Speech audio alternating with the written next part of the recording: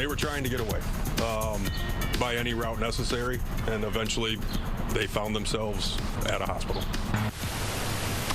So a homeowner could face charges this morning after firing shots at a group of teenagers he caught breaking into his garage.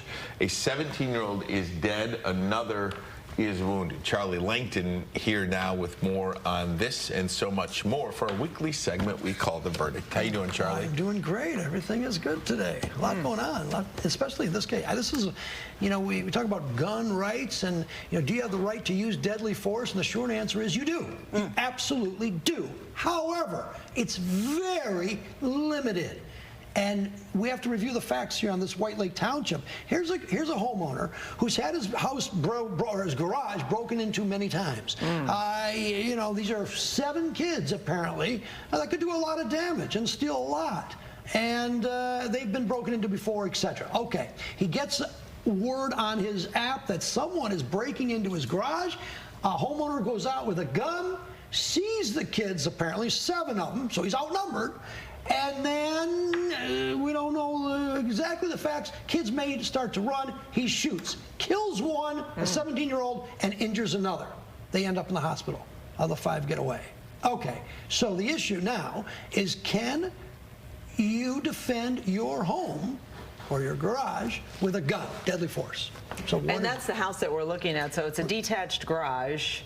Because we've talked a lot about that stand your ground law, in which if someone's at your front door, breaking into your front door. Yeah, so let's break it down, make it easy, okay? So the short answer is yes, you can defend yourself with deadly force. We're talking about deadly force. When can you use deadly force? And there's really only one exception. It's when you are confronted with their deadly force. In other words, if these kids had a gun and pointed it at him, maybe you could use deadly force. But in this case, this is at best a property crime. It was a detached garage, not part of the home, which is a gray area anyway. And it doesn't matter that this house was broken into or the garage was broken into 3 times in the past, 4 or 100 times in the past. It doesn't matter. You cannot use your gun to defend your property. You can defend your own personal life. If you come up with a gun, I can shoot you. Or sexual assault is another one, and it's got to be imminent. It's got to be right now.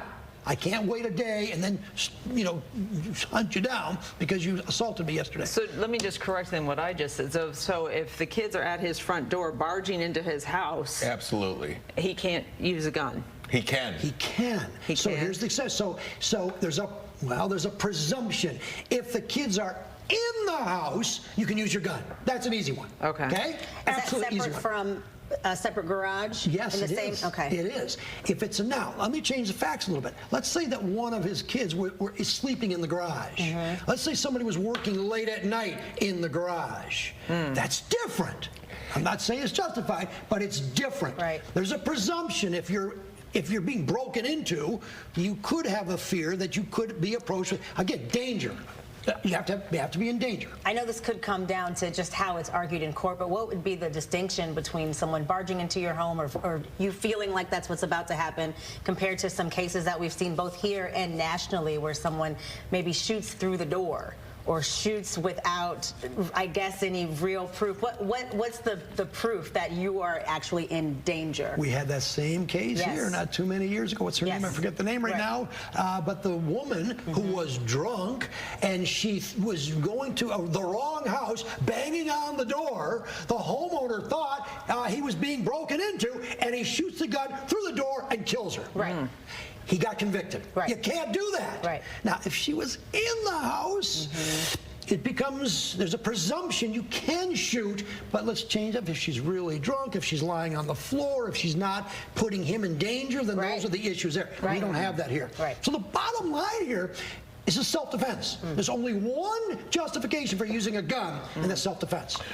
Any way, shape, or form. One of the most impactful thing, and the details of this case notwithstanding, because I don't know the details of this case, but one of the most impactful things that I've done was I took a CPL class.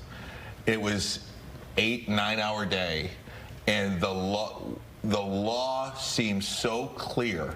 They drill into your head what you can and cannot do.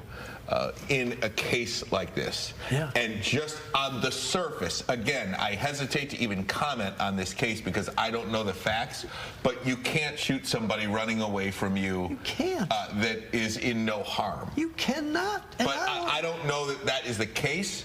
But just Well, that's what, yeah. Even if they were not running away, Right. even if they were in a detached garage, and remember, the homeowner has to be in fear of his life. But as I understand the facts, and I don't know all of them either, he went out and confronted them. How afraid can you be if you go out and confront someone? Hey, kids, what are you doing here? You're not afraid. by that metric, you cannot do You that. can't do it. Bottom line is you can't use your gun unless it's self-defense. Think of it that way, and you'll be good. That was one of the best learning experiences that I've ever had because we talk about gun violence and guns so much. That class was incredible. It probably, in the emotion of being maybe, and we don't know, but this guy may be a frustrated homeowner, so tired of people stealing his stuff out of his garage or whatever he had in there, that emotions maybe clouded some good decision making. But Maya, we've had cases. Someone they steal your car in your driveway. They're driving away with my car. Take out a gun, shoot. No, you can't do that. Right. You can't do that.